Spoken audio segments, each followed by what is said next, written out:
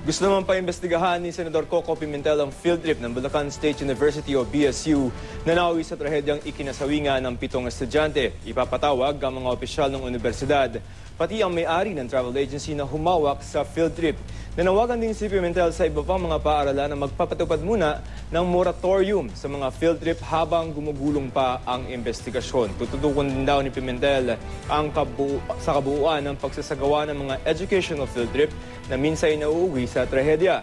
Si Congressman Sherwin Gatchalian naman kukwestiyonin umano ang mga opisyal ng BSU kaugnay ng kanilang SOP o Standard Operating Procedure sa mga field trip. Kabilang sa mga tatalakayin niya ang pagbibigay alam sa pamilya sa mga nangyayari lalo pat sa kaso ng 7 estudyante, hindi raw agad nasabihan sa aksidente ang kanilang mga kaanak.